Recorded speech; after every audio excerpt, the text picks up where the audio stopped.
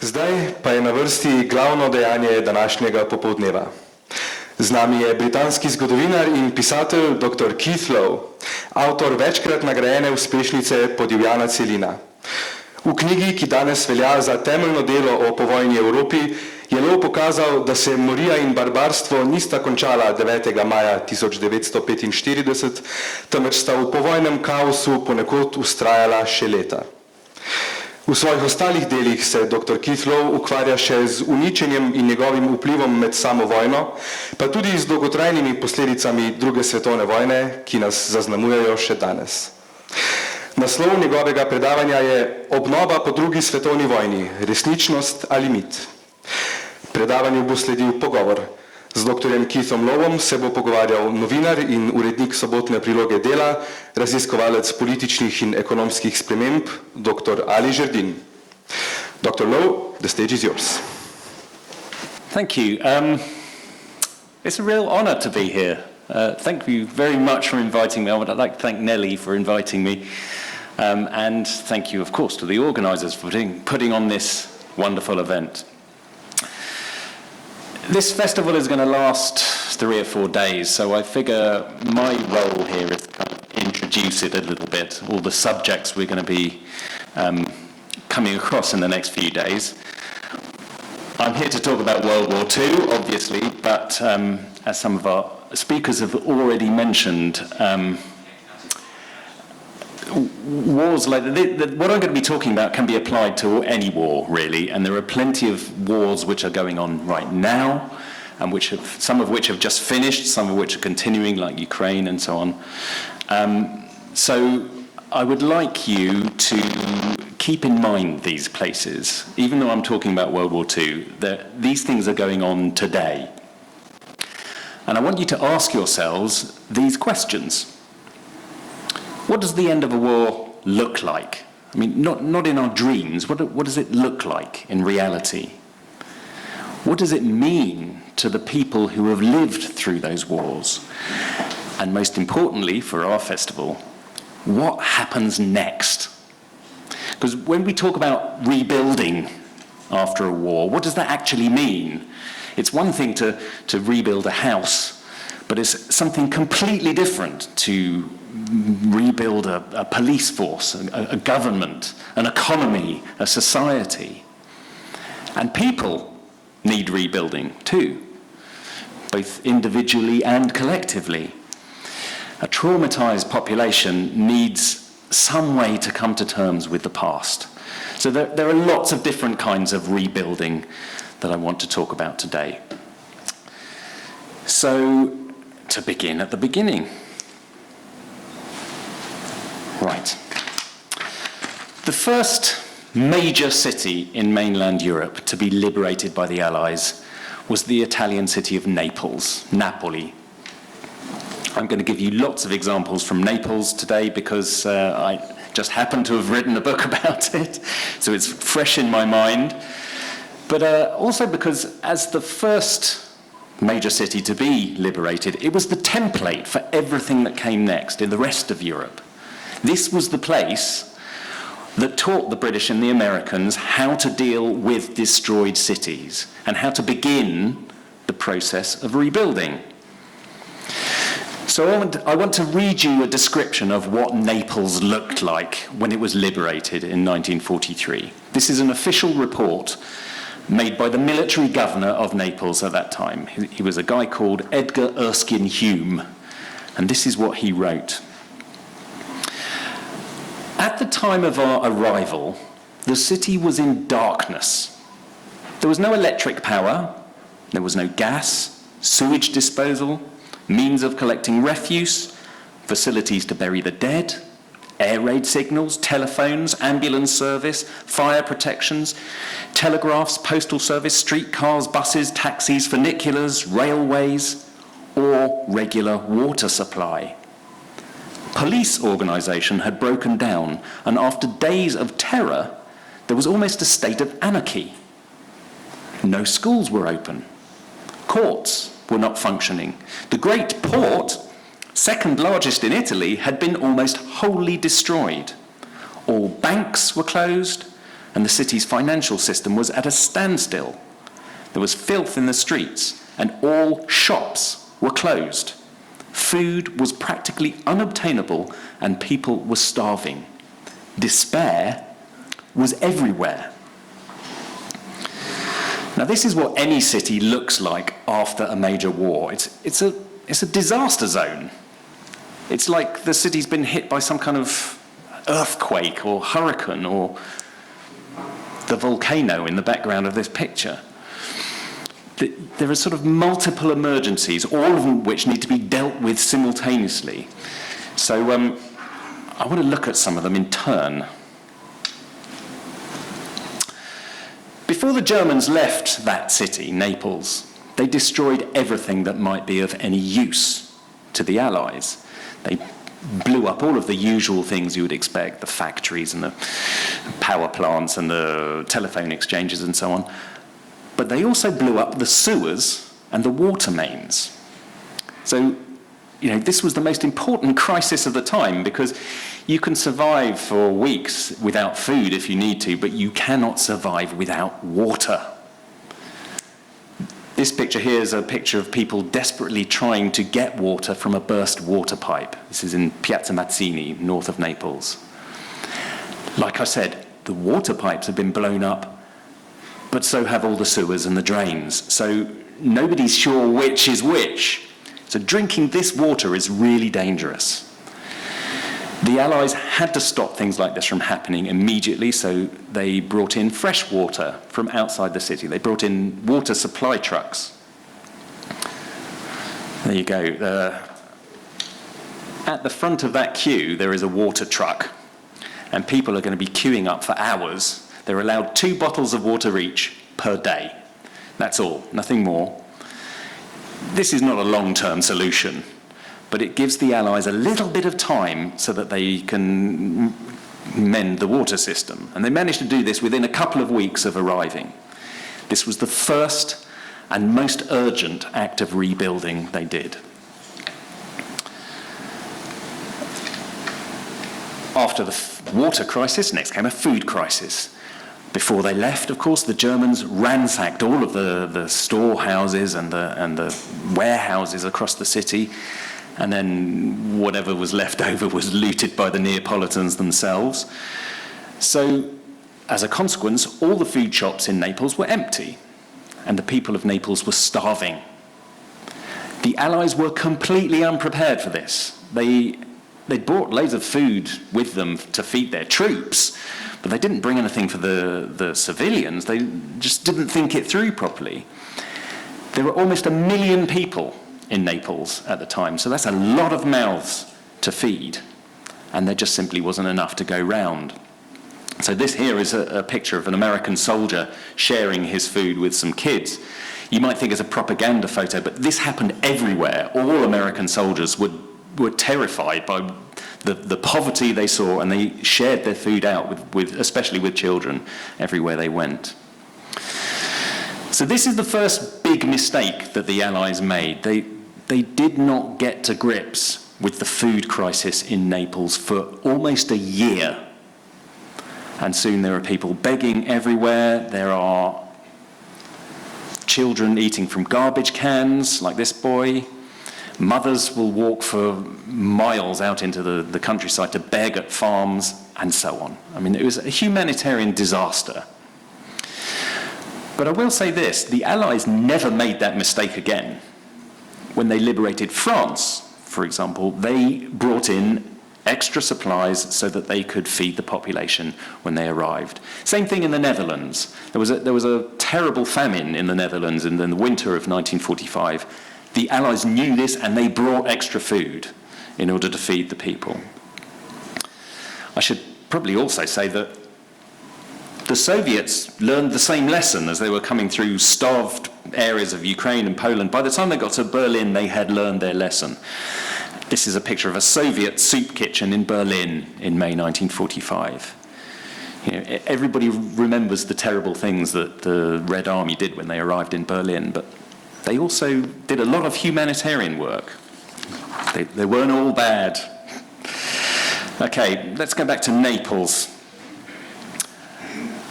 We have this water crisis going on. We also have a food crisis. We also have a homelessness crisis. Naples in 1943 is the most bombed city in Italy. Tens of thousands of people are bombed out of their homes. So they're sleeping in the streets, they're sleeping in courtyards, or in the ruins of their own houses, or, like these people, sleeping in a cave. The Allies estimated there were some 20,000 people living in caves in the winter of 1943. They're basically living in the Stone Age. Places like this, as you can imagine, have no sanitation at all. People are often crammed together like sardines in a tin, wearing clothes which have not been washed for weeks, if not months. How can they wash their clothes? There's no water, remember? Now, in conditions like this, typhus spread like wildfire. As I'm sure you know, typhus is spread by these insects which live in your clothing, these lice. And it spreads when you're living in cramped conditions and the insects can travel from person to person. This is basically an epidemic waiting to happen here. So now we've got this public health crisis on top of everything else. What the Allies did to combat this was really quite incredible. Remember, there's no soap and water in the city. The best way is to clean your clothes, but they can't do this. So they shipped in tons and tons of insecticide powder, DDT. Their plan was to dust the entire population of Naples with this powder. So I have a picture here. The idea is this powder kills off the lice in people's clothing, stops the spread of the disease. And it worked. I mean, it was incredible what they did here. In just 2 months, at the beginning of 1944, they dusted over 1 million people with insecticide powder using these special guns which pump the dust down inside your clothing. 1 million people, and they stopped this disease in its tracks. Really incredible thing. I don't have time to go into it in any more detail, but this became the template for what they would do throughout the rest of Europe. Every time they liberated a new city, they took DDT powder with them and dusted thousands of people. It's one of the main reasons why a Europe-wide epidemic never happened in 1945. Now, you might say, what has any of this got to do with rebuilding? Well, it's not exactly rebuilding, but it is something related. It's halting the process of destruction. You can't start to rebuild until the process of destruction comes to an end. So disaster management like this is the first step. In a world which has been so badly destroyed, you have to show that you can keep the people alive, because obviously without the people there, there's no point in rebuilding. So this is the first step, disaster management.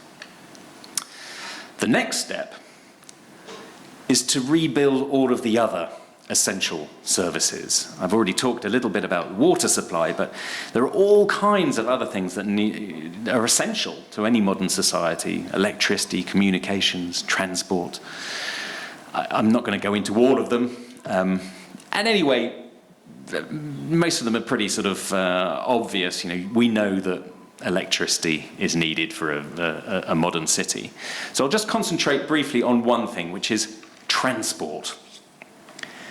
Transport is always a target during war. If you destroy all the trains and the roads and the ports and so on, then your enemy can't get their supplies to the troops, and they can't get the troops to the front. And so you win the war. The problem is that those same transport systems that supply the war also supply civilians. And that's why as soon as any war is over, you need to get the transport systems up and running as quickly as possible. As the Allies discovered in Naples in 1943, without roads and trains, it's impossible to get food from the countryside into the city. That's why the food situation was so bad. Without supply trucks, ambulances, things like that, it's impossible to deal with emergencies. And if you want to ship supplies from other countries, you need functioning ports and airports. All of these things have been destroyed by the war. Oops. This is a picture of Naples Harbour, 1943. Before they left, the Germans sank more than 300 ships in this harbour, and then they filled it with mines and explosives. If the Allies wanted to bring any supplies into this city at all, it was essential they got this harbour back up and running again. So they sent in mine-sweeping ships to remove the mines and the explosives. They sent divers down into the water to cut through all the tangle of metal. And they began removing the shipwrecks, of course. And when they couldn't remove the shipwrecks, they just built over the top of them. So this is a picture of a brand new dock in Naples Harbour, and as you can see, it's built over the top of a hospital ship. Later, of course, they got round to repairing things properly, but in the short term, this was good enough. What the Allies achieved here, again, is really incredible. Within just 6 months, they had not just repaired the port, they'd made it the biggest supply port in the world. So, bigger than London, bigger than New York. And meanwhile, of course, they're doing the same things on land with the roads and rail network and so on. So remember, this is just Naples I'm talking about here. The same thing can be applied across the whole of Europe and the whole of Italy. I mean, Italy alone, there were a third of the entire road network was destroyed. 13,000 bridges had been destroyed. All this has got to be mended. In the Netherlands, 60% of all road and rail and canal transport destroyed in 1945. Poland lost a third of its entire railway network. That's 15,000 kilometres of track gone. All of this was repaired by the Allies and by local people within just a couple of years of the end of the war. I mean, the speed with which they did this, it shows exactly how important transport is to any kind of rebuilding. Right. The next really big short-term priority was to restore law and order. In the wake of any war, there's always a bit of chaos on the streets. The police forces have often been swept away, along with all the other structures of society. Desperate people turn to looting, as they did in Naples. Crime is everywhere. Men with guns are everywhere. This has to be brought under control before any serious rebuilding can take place. But, it's also a kind of rebuilding in its own right. It's not physical rebuilding, it's a kind of moral rebuilding. One of the first things that the Allies did when they arrived in Naples was to issue a proclamation about what people in the city could and could not do according to their new rules. So all weapons had to be handed in to the Allies immediately. Anybody found with a gun faced the death penalty. Posters were put up in the streets proclaiming a curfew, like this. Anybody found on the streets after dark, they could be immediately arrested, and if they tried to run, they could be shot. So this is how seriously they're taking it. Things like this are absolutely essential in a city like Naples. Naples is a pretty lawless city at the best of times, but the Allies had to establish straight away that they're the only ones who are authorised to carry guns, they're the only ones who have the right to arrest people or shoot them, they're the ones with the monopoly of violence. Basically, the Allies are the law. But let's forget about Naples for a second here, because actually, in terms of the rest of Europe, Naples was a relatively safe city. At least there they've still got a functioning police force. The Carabinieri was never touched by the Allies when they arrived. Other parts of Europe didn't have this luxury. Take Poland, for example. In Poland, there was no police force. They'd been removed back in 1939 when the Soviets and the Germans both invaded. In Germany, there was no police force there either. Different reasons now. If you're a policeman in Germany, You go into hiding in 1945 because you don't want to be arrested yourself. So in places like this, in Poland, Germany and so on, there's chaos, there's absolutely chaos. I want to try and give you a flavour of this chaos with a story now. It's a story written by a British war reporter at the time. His name was Leonard Mosley, he was called. He'd been travelling with the Allies as a reporter for a couple of years, but in 1945 he ended the war in Hanover. And here's a description of one of the things that he saw. This is a quote. "We saw one crowd on that short journey which had just broken into a storehouse. There were Germans as well as foreign workers among the milling mass of screaming people. They burst through the doors and the windows and then came out, their arms full of door handles. It was a store for door handles. And what these people could want with such objects in a city where half of the doors no longer existed is beyond me. Yet they not only looted those door handles, but they fought over them. They kicked and scratched and beat with iron bars those who had more door handles than themselves. I saw one foreign worker trip up a girl, tear the door handles from her arms, and then kick her repeatedly in the face and body until she was covered with blood. Then he raced off down the street. Halfway down, he seemed to come to his senses. He looked down at the objects that he was carrying, and then with a visible gesture of distaste, he threw them all away." You cannot rebuild a city while stuff like this is going on. First, you need to rebuild law and order. So this is an absolute priority for the Allies in both halves of Europe. And as we all know, sometimes they were pretty brutal about it. Right. So in the short term, the Allies re-established law and order by taking control of everything themselves. But this is not sustainable in the medium to long term. The Allies can't stay forever. So in the medium term, it is essential to rebuild local police forces, put them back in charge of their own communities. And alongside the police forces came all of the other institutions of society: schools, banks, courts, civil administrations, political parties, governments, and so on. All of this has to be rebuilt. And when they're starting this rebuilding process, the Allies face a choice. Should they keep these institutions as they are, or should they put in something new?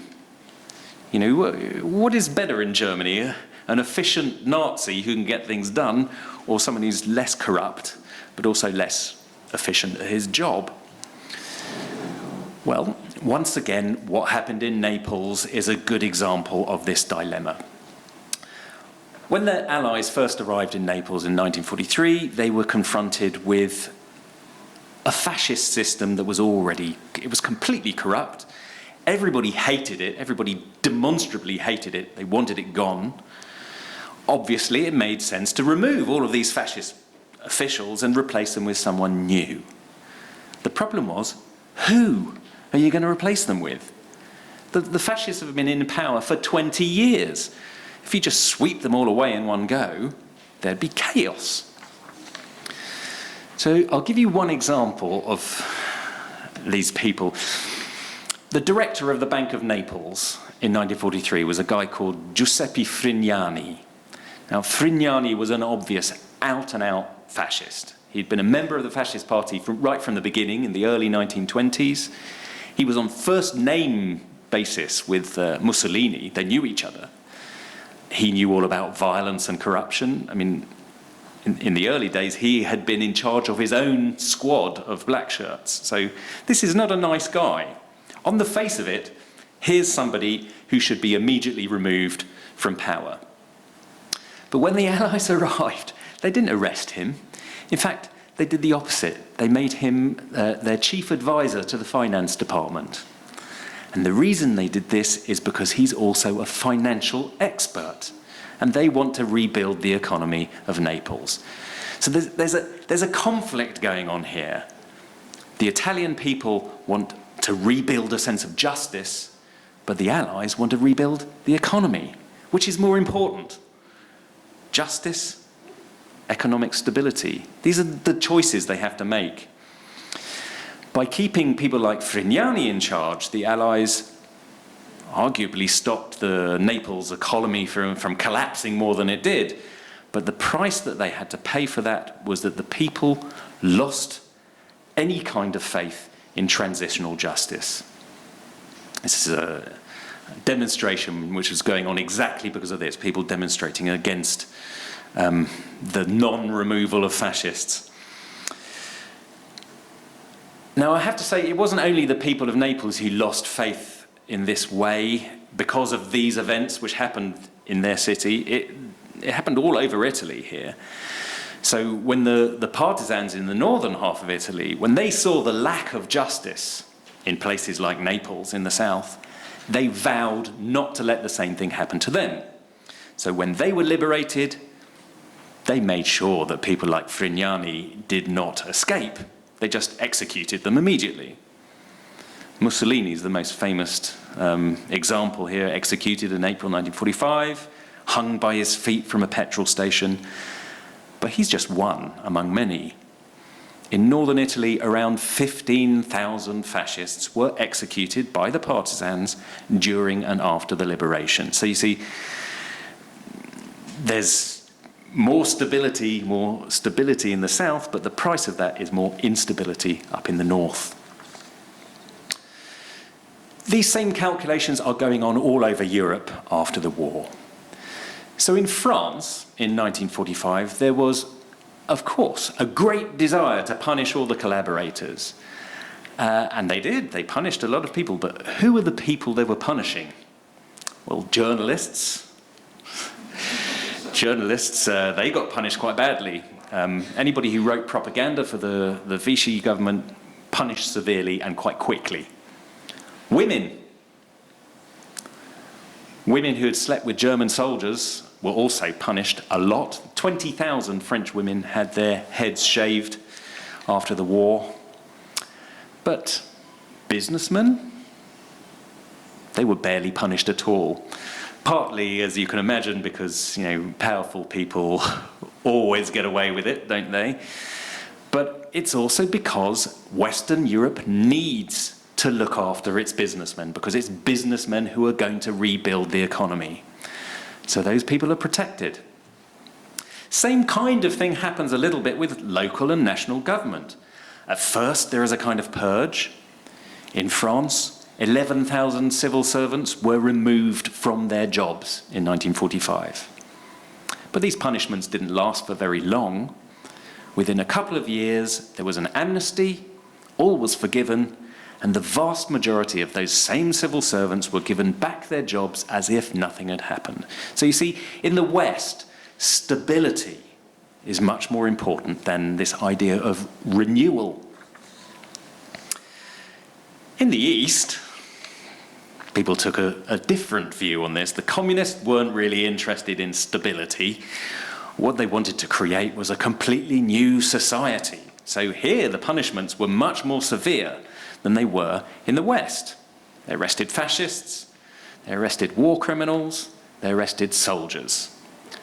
And then they went on to arrest school teachers and priests and doctors and businessmen and anyone who would get in the way of this sort of brave new world they want to create. Lots of this, I don't need to tell you this, it's got nothing to do with World War II at all. It was an expression of communist ideology. But it does show the difference between what's happening in the West and what's happening in the East. This is, the arrests are accelerating years after the war. So in 1948, just at the time when the arrests are tapering off in the West, they're actually growing in the East. I'll give you one example. Hungary, between 1948 and 1953, 1.3 million Hungarians faced some kind of government tribunal. And of these, 700,000 were punished in some way. That's 7% of the entire population punished.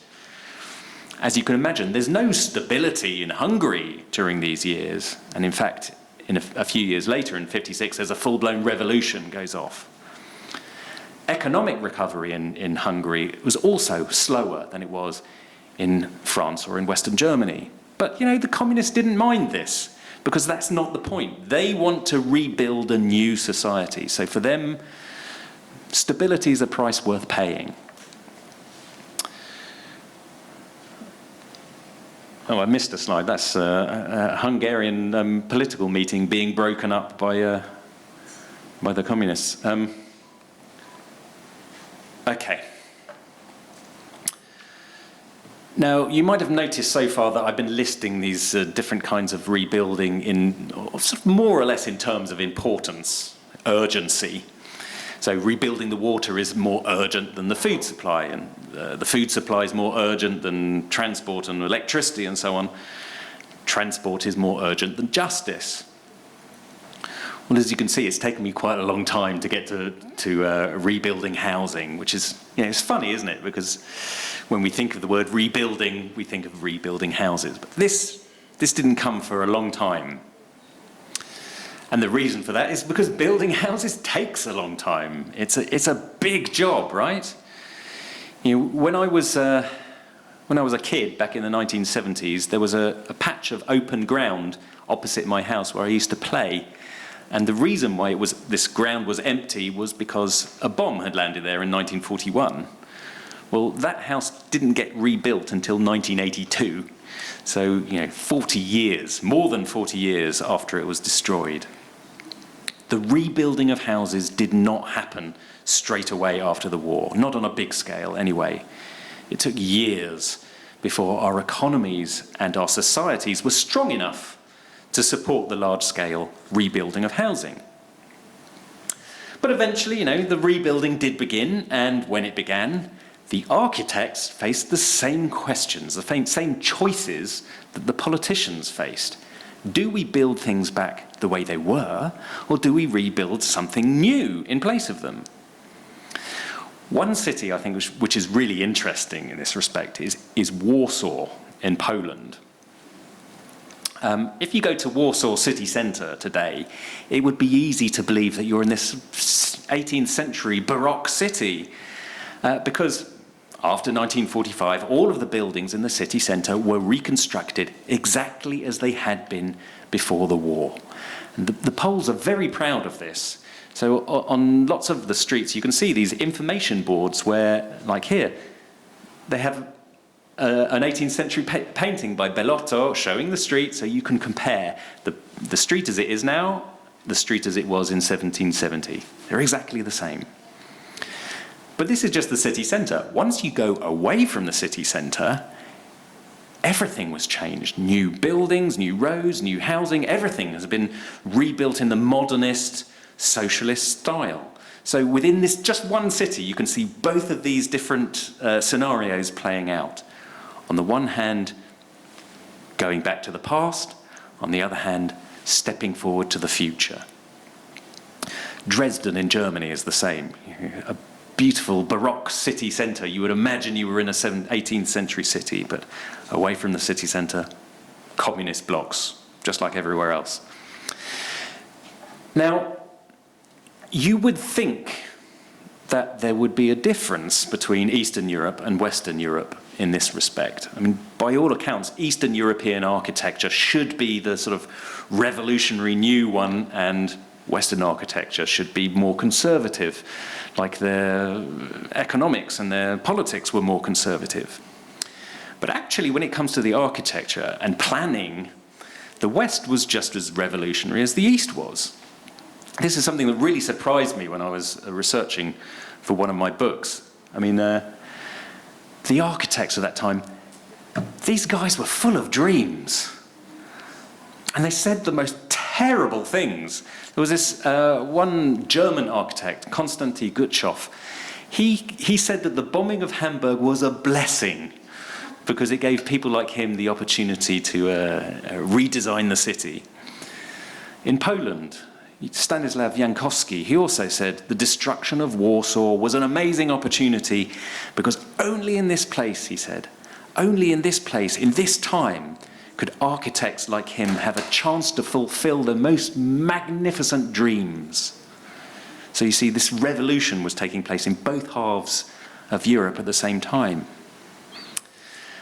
Unfortunately, dreams cost money, so it's all very well for architects to dream about their streets in the sky, as they called them. But when you're creating new housing for tens of millions of people, builders are going to try and cut costs somewhere. They'll take shortcuts. So they save money by using cheap materials to build stuff like this, and they save time by just reproducing the same design again and again and again. It's because our housing was prefabricated in factories and mass-produced that all of our cities kind of look a bit the same today. Not just in Eastern Europe, but in Western Europe as well, and also in Asia, and even in America, which was a place wasn't even damaged by the war, and yet there the housing looks kind of the same too. Living in one of these buildings, I have to say, it's much better, it's much safer than living in a ruin or in a cave, but it's also much less human than the organic cities that have grown for over centuries. Cities are not just groups of buildings, are they? They're homes, they are communities, they hold memories. They're not just physical places, they're also spiritual ones. So you can rebuild the buildings, but rebuilding the spirit, that's something which is much more difficult. Which brings me to my last topic, which is the long-term rebuilding of our societies and our communal psychology, if you will. The Second World War was a massive trauma for the people of Europe. I mean, at least 35 million people were killed during this time.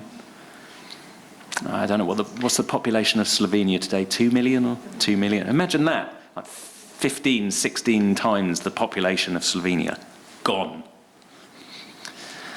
Almost everybody in Europe had lost somebody, a father, a brother, a daughter, a friend. They'd seen their cities destroyed, they'd seen their societies transformed. Many people did not recognize the world that they were living in anymore. How can you make sense of all of that? How do you come to terms with the destruction that you've witnessed and the uncertain future that awaits you? Well, the answer lies in another kind of rebuilding, the creation of myths and stories to give us some kind of closure and some kind of hope. Look at this photo. This is of Naples. This picture was taken on the day of the liberation, 1st of October 1943. Look at how happy everybody is. It's a beautiful picture, I think. It's kind of like a Hollywood film, this. The war is over, the people have been saved, and everything can go back to normal again. So you can see that the mythology of the end of the war is already being created, even though the war is still going on. Why is this picture important? Well, around 300,000 British people were killed during World War II. Around 250,000 Americans were killed here in Europe. And millions more were affected in all kinds of ways, taken from their homes for years to fight this war. People in Britain and America needed to believe that all those sacrifices were worthwhile. They needed pictures like this. This is the reason why they're fighting, to bring liberation to the people, to put the smiles on these people's faces. And so we have this, the myth of the hero is born. Every Allied soldier contributed to this. Every Allied soldier is a hero. The same process, of course, happened in the Soviet Union. In fact, it's much more important in the Soviet Union because here the sacrifices were so much greater. 20 million deaths. Some people say 27 million deaths just in the Soviet Union. That level of sacrifice, it has to mean something. You know, today it is illegal in Russia to criticize the Red Army. You know, if I go to Russia today, I can be arrested because in the past I've written about some of the crimes that the Red Army committed when they were invading. Rapes, looting, revenge, and so on. It's just too painful in Russia to confront these things properly. The Russians, I mean, they have to be the good guys, because otherwise, what was the point? There are all kinds of myths that had to be rebuilt in the aftermath of World War II. This is just one of them. In Italy and France, perhaps even a little bit here in Slovenia too, they created the myth of the resistance, the partisans. After the war, everybody in Italy was a partisan. Everyone. They'd all resisted the fascists. It was only a handful of the top people who were the bad guys. This is plainly untrue, but it was a necessary untruth because Italy wanted to rebuild a united country again. And the only way to unite themselves was to pretend. In Germany, too, they created interesting myths. The myth of Stunde Null, for example, which loosely translated year zero. In the eyes of Europe, Germany, I mean, it's a nation of monsters, isn't it? In 1945, a nation of monsters. But if you're German, how can you live with yourself? You can't believe you're a monster. So the idea of year zero is really useful if you're rebuilding in Germany. This idea has it that the whole of Germany has been destroyed by the war, utterly destroyed. Everything that existed before has gone. You know, everything the Nazis did, it's gone. It's gone. We're starting again from the beginning, year zero. They can be a new nation, as innocent as a newborn baby. The European Union was also born out of myths like this. The whole point of the EU is to give a beacon of hope to the people of Europe. We were torn apart in 1945 by war, but we rose again from the ashes and we are now united, apparently. One people, apparently. But at least war between our nations, war, now seems unthinkable, doesn't it? In 2012, the European Union was awarded the Nobel Peace Prize exactly because of its ability to build and sustain this myth. And although I keep using the word myth here, I just want to make clear that when I say this word, I don't mean that these stories are untrue. Actually, there's a lot of truth in these stories, but that's all they are. They are just stories. People need stories in order to give them hope, to give them purpose, to give them a reason just to get up in the morning. Nations also need stories. Even groups of nations need stories to give them a sense of identity and a reason to work together and not to go to war with one another in the first place. All of these stories had to be constructed and maintained after 1945, exactly as our houses and our power stations had to be constructed and maintained. And I think I'm going to... I've been talking long enough, so I'll leave it there for now. Thank you.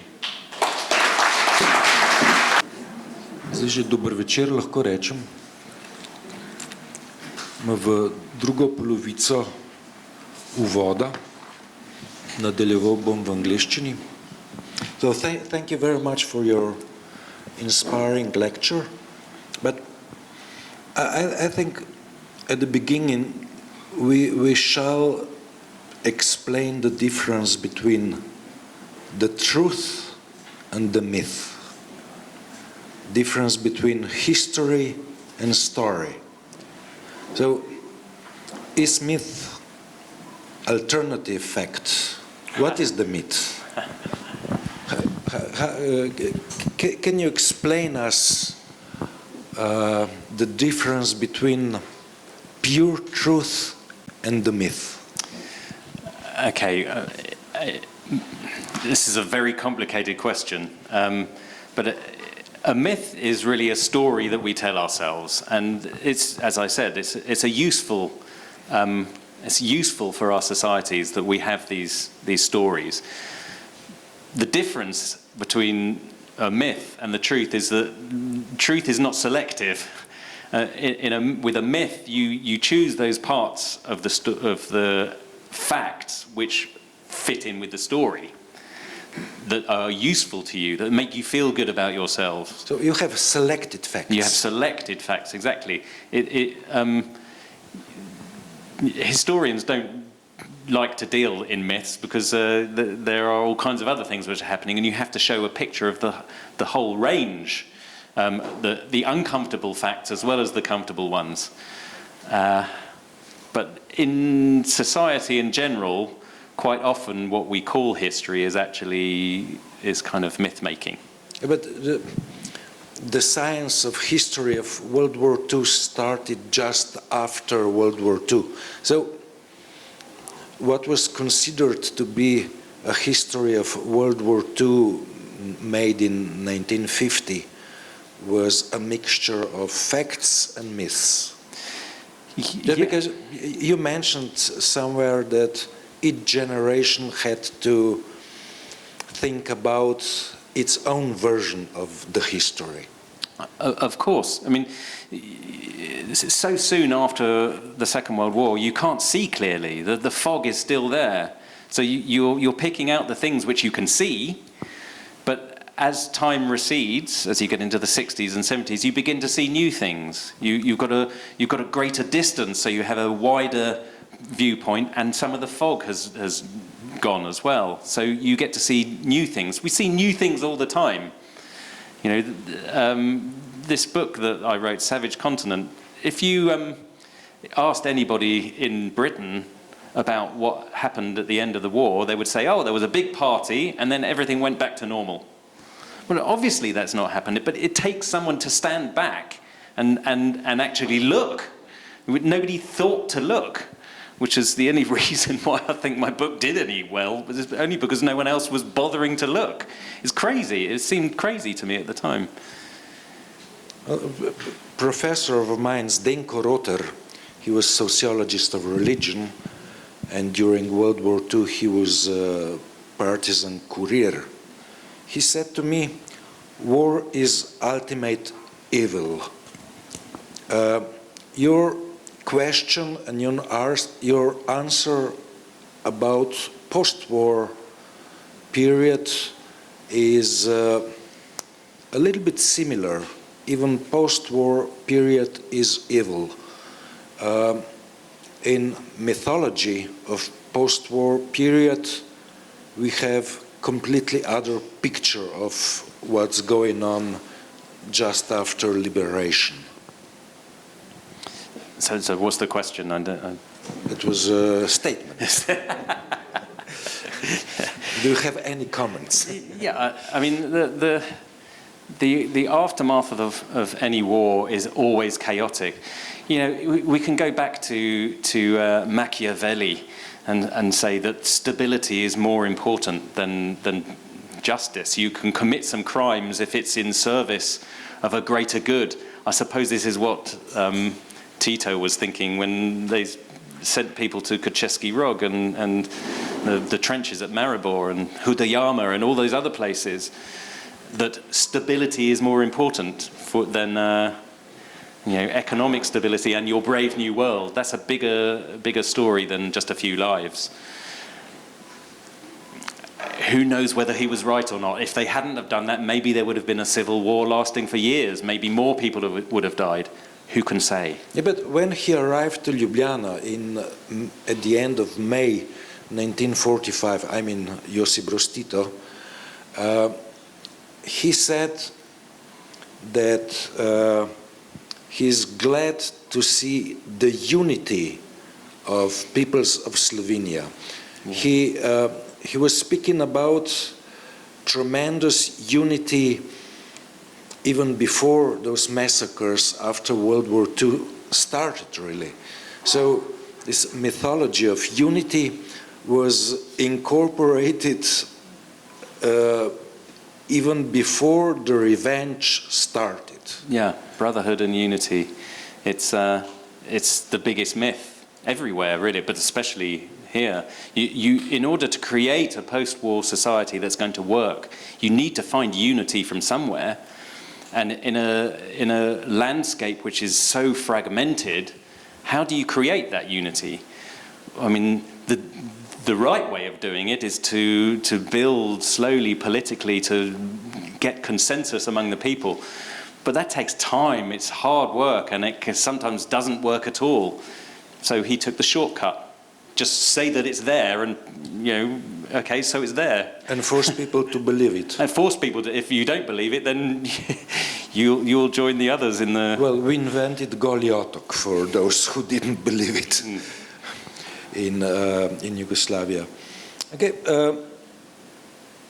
when I was reading your book, Savage Continent, I had in mind a friend of mine, a former policeman who died 2 or 3 years ago, Janez Winkler.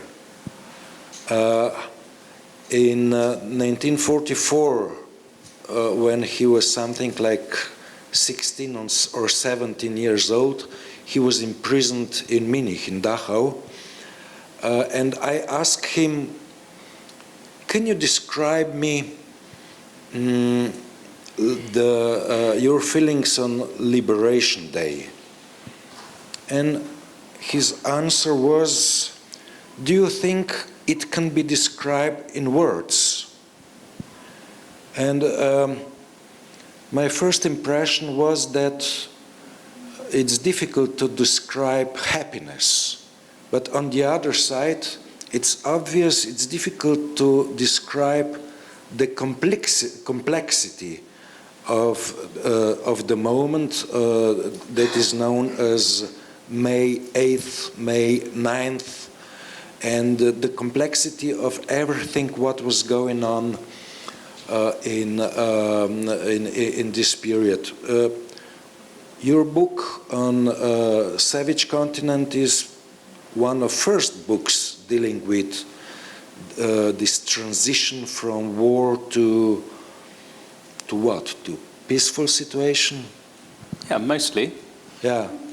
But how would you call this period when the end of the war is declared, but it's difficult to say that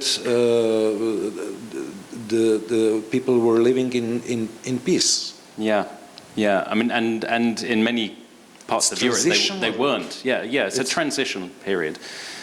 But in many parts of Europe there was no peace. There was civil war in Greece that lasted till 1949. Yeah. There was a civil war between the Ukrainians and Polish people, which lasted into the late 40s as well. There are still partisans in the forest in Lithuania. So for almost 20 years. Well, some of them lasted a long time. Yeah, like those Japanese guys on some island who still think the war is going on. You know, but they were in the forests. But there, you know, you can say that the war didn't stop. I mean, lots of people say the war did not stop until 1989. So there was a journalistic story from Slovenia when, you know, there was a lady in the region of Dolenjska. She lived alone, but from time to time she went to shop and asked for razors. Okay. And shop assistant was somehow surprised with her questions, and then it was revealed that her brother, who was a member of Domobranci movement, was hiding in her house nearly for 2 or 3 decades. Yeah. I think for 2 decades. And he didn't want to go out from the house. Yeah. So this post-war period, even in Slovenia, was going on for 3 decades. Yeah, for some people, yes. Yeah. Yeah. I've heard similar stories from the Spanish Civil War of people, Republicans hiding in a basement till the 1980s. This is, you have these stories. A war, Like you said, the main crime is war in the first place. That's where all the other things come from. The violence, rapes, civil wars, revenge, all these things, famine, sickness, all these things which we're dealing with in the aftermath of a war. It's the war which is the initial cause. That's why in the Tokyo trials in 1945, it was the crime of committing war was the main charge against the Japanese leaders. It's the crime of aggressive war, which is a new thing after World War II. It had never been a crime before. It was a new creation because of the scale of this war we went through. Okay, we are just on the eve of anniversary of Nuremberg trial too. They started in November 1945. Okay, let's go back to a friend of mine. This is one, Janez Winkler. His first thought when Kanzlager was liberated was a revenge. He wanted to revenge to capo of the lager. His reaction was, I believe, universal. This is a question. Okay, he promised to his comrades that he will hang the capo, but capo escaped. As I understand, this was universal reaction in many Kanzlagers that were liberated. Yeah, I cannot tell you the number of stories I've heard and listened to on tape of people saying how much they wanted revenge. That was the one thing that got them through the war. But then, then the opportunity comes. Some people can do it and other people can't. And I've heard some people talk about how they were disappointed in themselves because they couldn't go through with it. Other people saying they were disappointed in themselves for feeling the revenge in the first place, and then they changed their minds and didn't go through with it. And of course, you have plenty of people who did commit revenge. Throwing Germans from trains, for example. Janez was disappointed just because he promised to his comrades that he will revenge. It was not possible. The problem is that when they can't find the exact man, the one who was the capo, then they will find someone else, and that's where it becomes very.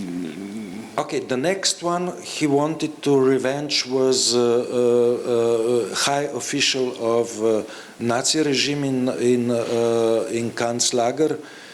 Well, he didn't find him either, but he located his villa, and he decided to take gasoline and to burn the villa, and he was successful in this kind of revenge. I believe many fires were all around Europe after World War II. Yeah, I mean, this is one of the things that the Red Army did, and the commanders in certain units were very angry with their men because they arrived in a German town, and the men would set fire to it. But we need these buildings. Where are we going to sleep, you idiots? But that wasn't what they were thinking. So this kind of thing happened everywhere in Europe, absolutely. And his first, I'm still speaking about Janez Winkler, his first task when he arrived back to Slovenia was to join to so-called youth working brigades. The mission of joining to youth working brigades were pretty complex. It was not only about reconstruction of infrastructure, but it was about reconstruction of self. Self in terms that he wanted to find people from his generation, and he lost the contacts with his generation, and he re-established contacts with his schoolmates and so on in working brigade. It took 3 months. Okay, certain job was done, but probably I would believe, and I'm asking for your comment, was a psychological part of this story more important for young people, or the fact that they assisted to reconstruct the destroyed country? I mean, the physical reconstruction will happen one way or another, but the personal, you know, people reconstructing themselves, being given some kind of hope again, some kind of normality, some kind of structure in their life. This is really important everywhere. I mean, I did a lot of research into the displaced persons camps all around Germany. You know, Germany was filled with all these foreign workers taken from other countries. And some of them couldn't go back because, for example, Eastern Poland was not Poland anymore. So you have millions of people who have got no home to go to. So a lot of them stay in Germany for years. And in these camps, the most important thing is to give everybody some structure. So they start school again. A lot of these kids, they've had 6 years with no school. They can't read or write. They don't know anything. And just being given that normality of being able to go in every day and have some schooling helps to rebuild these kids. And so it's a perfectly normal thing, I think, everywhere, that kind of rebuilding.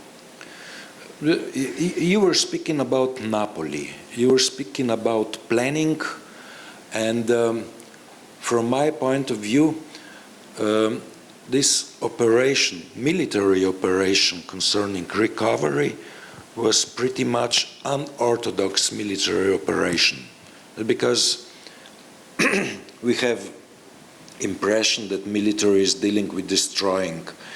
Your examples were that rebuilding is a substantial part of military duty. That did they have planning officials, or it was a pure improvisation? It's not improvisation. They knew that the physical rebuilding they know they have to do, because remember, the war is still going on, so they need to recreate things in order to service their troops.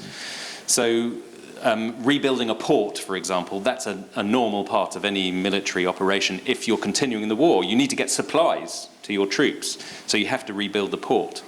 The engineers were incredible during World War II. It was a very large corps, both in the British and the American army, and they had already had lots of experience with in Sicily and in North Africa with rebuilding ports, for example.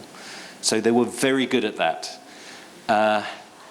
What they weren't good at was the other sort of civilian stuff. You know, no housing got rebuilt in Naples by the Allies at all, because it's not their priority. That has to wait till later. They didn't rebuild the food factories either. Everything has been blown up by the Germans. Had they done something to restore... I mean, Naples is surrounded by canning factories.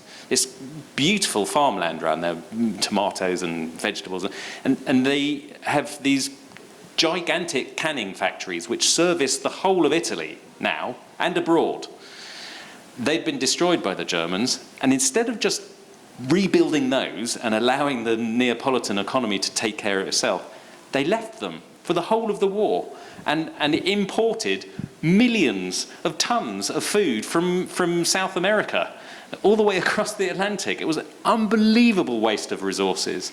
And if they just brought some building materials and rebuilt the factories, then the people could have done it themselves.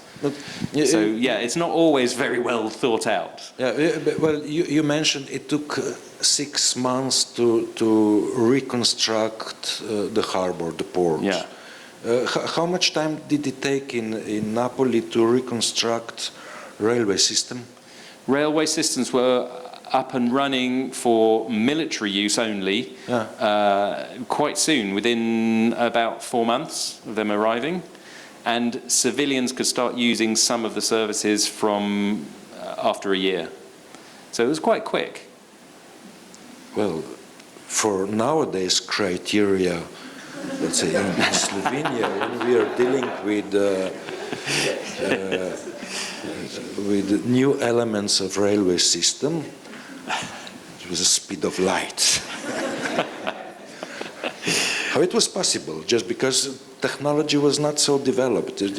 Okay, human life is cheap. You know, they they're not didn't going to need all those administrative documents, permissions, heretic. They didn't need to care about environmental limitations and so on. But however, it was tremendously fast. Well, yeah, but there's no health and safety. And in fact, in 1944, there was one of the worst rail disasters in Italian history happened in Bolzano. This train went into a tunnel, but it's going up the hill, and the engine was not strong enough. It was overloaded, and it slowed down, and it stopped in the tunnel. And the smoke built up in the tunnel, and everybody in that train died of carbon monoxide poisoning. So, you know, health and safety was not really a big criterion like it is today. Well, during your lecture on reconstruction of Naples, I had in mind situation in Gaza, and I tried to make some parallels between, you know, very efficient reconstruction of port of Napoli and the shameful construction of floating piers in Gaza in April 2024. Those floating piers were almost unuseful and destroyed after one heavy storm. What went wrong in Gaza? Everything, okay. Yeah, where do you begin with Gaza? I mean, the political will is not there. You know, they were prosecuting, the Israelis are prosecuting a war, and it's the same with the Allies. Their focus is on the war, not on helping civilians. In Naples, it took a year for them to sort the food situation out.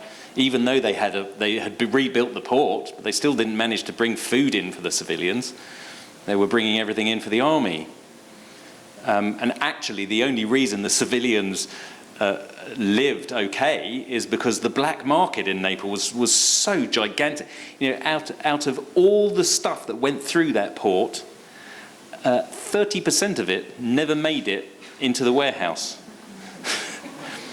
It disappeared somewhere, and that was the 30% which kept the civilian population alive.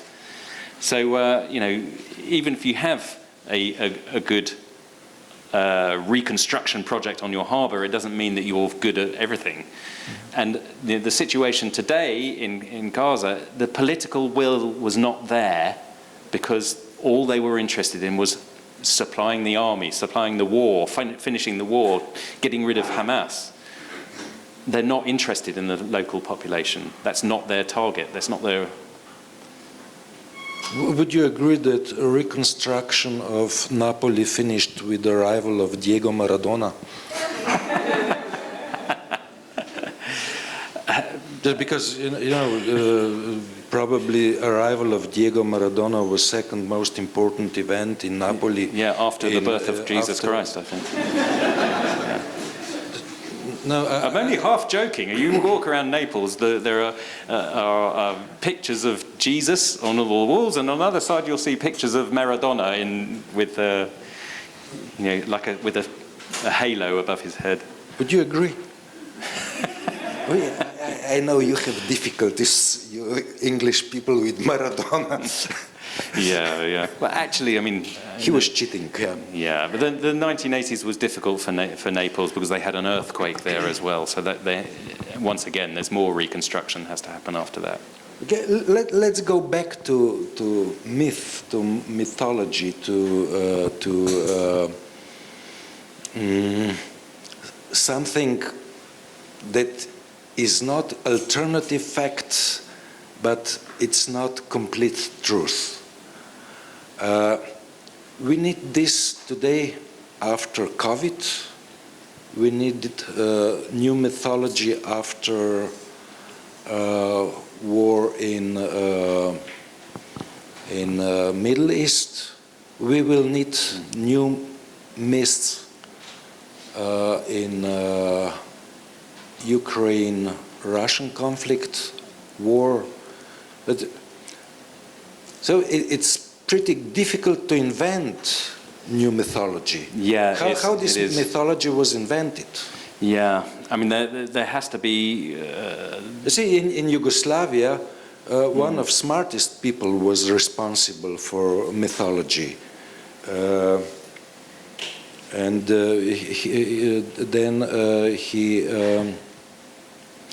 He was in conflict with Josip Broz Tito. He was head of Agitprop after World War II, and then dissident. His name escaped. Gilas? Gilas, yes. Gilas was very smart, but responsible for creating new mythology. But then disappointed because of his creation. The problem with mythology, this is, when you have all of the facts laid out for you, you have everything. So you can't. But if you're making a story out of bits of those facts, which ones do you choose? And there are conflicting mythologies which come out of the Second World War. So this internationalist idea that we sort of fell in love with came out of the Second World War. Nations created these conflicts with one another. So let's unite all our nations in one big glorious world government. We call it the United Nations. And we can all, we have all these other international institutions, the IMF, the World Bank, the World Trade Organizations, the European Union, all of which are built out of this idea that nations have fought against one another, and therefore we have to transcend nations. But at exactly the same time that myth is going on, you have other myths which are saying nations are what saved us. The people who fought for France were fighting for the flag. The people who fought for Italy were fighting for a new Italy. They weren't fighting for the United Nations. So you have, at the very same time you've got this internationalist idea, you have the exact opposite happening on another story. And that story, the international one has got less and less over the last 50 years, and the nationalist one is getting bigger and bigger. So you have these competing stories all the time. In any political system, there are competing stories. Which one wins is, I don't know, who's the better speaker? You need a consensus on mythology, and I think that in last 15 or 20 years, the consensus on mythology in Europe was destroyed. Is it dangerous to be anti-fascist today in Europe? Is it dangerous to be anti-fascist? Yeah. Because anti-fascists Elon Musk hasn't won just yet. They will be considered as terrorists in near future. I think the interesting question is what's going to happen with Israel and Gaza, because there is no myth, there is no uniting myth. And that you can rebuild harbours, you can rebuild buildings, you can rebuild schools and police forces and so on. But there is no story there. And I can't see any hope that the same thing won't happen again in 10 years' time, because there is no story. But where do you create this story from? Like you said, there's no consensus there. It's too fragmented. the story of Mediterranean Riviera mentioned by Donald Trump is not fine. That's It's not no. okay. I mean, what saved Europe, what saved Western Europe, I should say, was the bogeyman in the Soviet Union. If you have a common enemy, it's easy to make a story. But what's our common enemy today? You can't rely on an enemy to unite you. You have to have some kind of other story to give you faith. But you need a positive myth that is positive not myth. complete lie. Yes, It and which everyone can there have to agree be some enough elements about. of reality. Yes, absolutely, Yeah. of course. Yeah, it's tough. It's tough question how to find those elements in Palestine, in Israel, but obviously in Russia and Ukraine too. Yes, yeah. And there has to be some kind of, I mean, the myths we came out of World War II with are this sort of myth of Armageddon. The war destroyed everything, and so we can rebuild again. You have heroes, you have martyrs, you have the monsters, and they form a sort of a triangle. So the heroes are saving the martyrs from the monsters, and each one of those magnifies the other. And at the end of it, you have this rebuilding myth, this phoenix rising from the ashes. Those five myths together, they work together, they amplify one another. So it's not just individual myths, you can get a group of myths which work to rebuild our sense of ourselves. There's none of that in the Middle East right now. There's different fragmented myths. There must be some way, I mean, I'm not a politician, but there must be some way to take some of these myths and join them together and build a story which will somehow bring peace. I don't know. The glory of the future is something that you can aim at, but you have to have something to hold it up from other directions, otherwise it evaporates again. Any idea about Russia and Ukraine?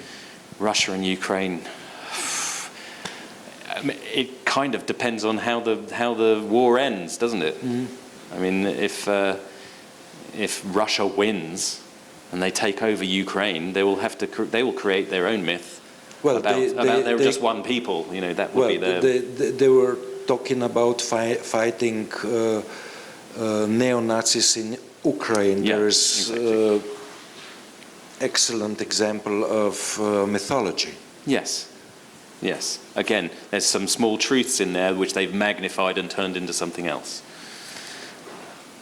And so also is the idea that Ukrainians and Russians are one people. I mean, they're not, because they don't want to be.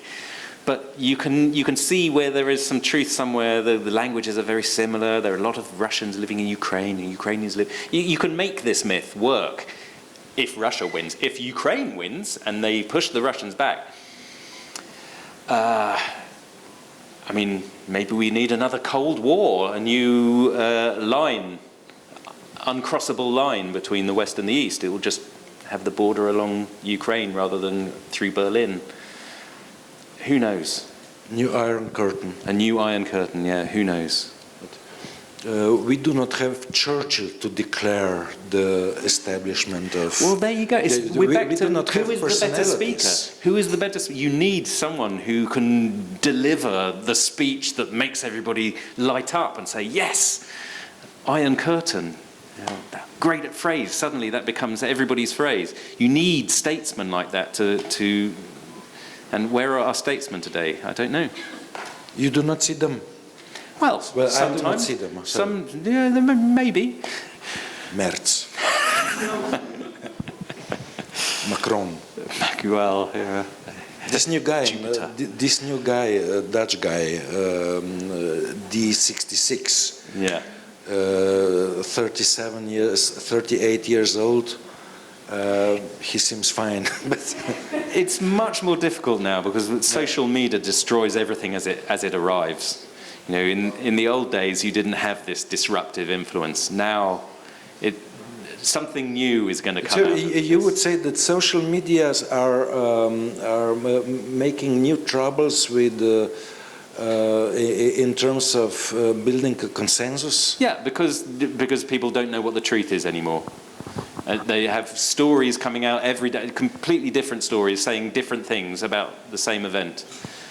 There's no truth that we all agree on anymore. And without that, how can you build a consensus? Okay, I think that you're speaking for almost 2 hours. Thank you very much.